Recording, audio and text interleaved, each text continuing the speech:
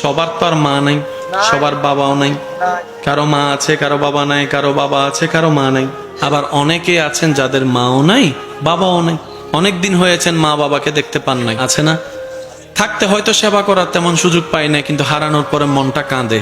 যখন মা তুমি ছিলা, পকেটে টাকা ছিল না, আমের সিজনে আম কিনে খাওয়াইতে পারি নাই তোমাকে। আজকে মা পকেটে টাকা অনেক আছে বাবা, কিন্তু আজকে তুমি নাই, তুমি নাই, তুমি নাই।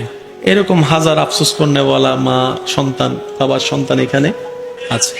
মা বাবাকে যদি দেখতে মন চায়, আমি অনুরোধ করে বলি, ইচ্ছা করলে নিবেন। আপনারা যত ভাই বোন আছেন সবাই এক জায়গায় বসবেন, 5 মিনিটের জন্য হলো সব ভাই বোন এক জায়গায় বসবেন। মাও কবরে, বাবাও কবরে। আপনারা যখন সব ভাই বোন এক জায়গায় বসবেন, আপনি একটু ঠান্ডা মাথায় খেয়াল করলে দেখবেন কারো চোখে মায়ের চোখ বেশি উঠছে, কারণ নাকটা মায়ের নাকের সন্ধান দিচ্ছে, কারো হাসিটা মায়ের হাসির অনুরূপ হয়েছে, কারো বলাটা বাবার আওয়াজটাকে মনে করাই দিচ্ছে, কারো হাত লাড়াটা বাবার সে শাসনটাকে মনে করাই দিচ্ছে। আপনারা সব ভাই বোন এক জায়গায় হবেন, দেখবেন আপনার নিজের মন বলবে, সব ভাই বোন এক জায়গায় হওয়ার কারণে মনে হচ্ছে আমার মা বাবাও এখানে আছে। আল্লাহ আমাদের সবাইকে কবুল করুক। 5 ওয়াক্ত নামাজের সাথে বন্ধুত্ব রাখার চেষ্টা করব বলি ইনশাআল্লাহ।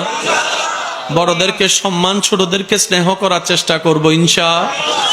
যে হক পায় তাকে হক দিয়ে দেওয়ার চেষ্টা করব ইনশাআল্লাহ। যদি হক দেওয়ার আমাদের সামর্থ্য না থাকে, তার কাছে গিয়ে ক্ষমা চেয়ে বিষয়টা সোলা করে নেব ইনশাআল্লাহ। ডেলি 2 বার বউ ফিটাবো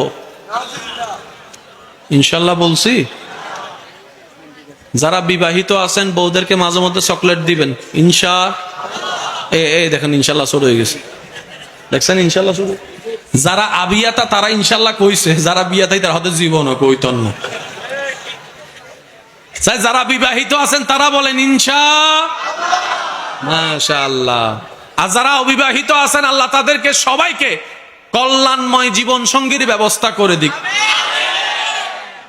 আমিনের আওয়াজ দেখুন নি, এতক্ষণ কিন্তু এই আওয়াজ আসে নাই।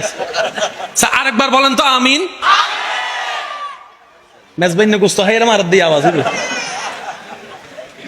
বিবাহিতদেরকে বন্ধুর মতো জীবন যাপন করার তৌফিক দান করুক।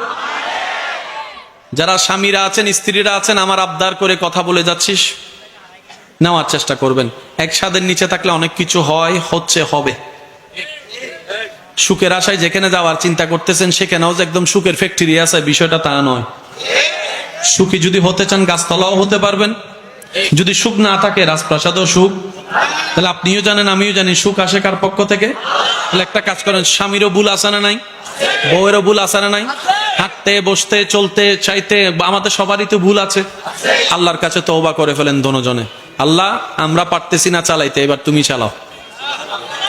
আমি স্বামী হয়ে স্যালেন্ডার করলাম, উনি বলবে যে আমি বউ হয়ে স্যালেন্ডার করলাম, তোমার রহমতের ভিক্ষা চাচ্ছি। আল্লাহ আমরা আলাদা হয়ে গেলে বাচ্চাগুলো আলাদা হয়ে যাবে, জীবন নষ্ট হয়ে যাবে। আল্লাহ তোমার ইচ্ছার উপর ছেড়ে দিলাম।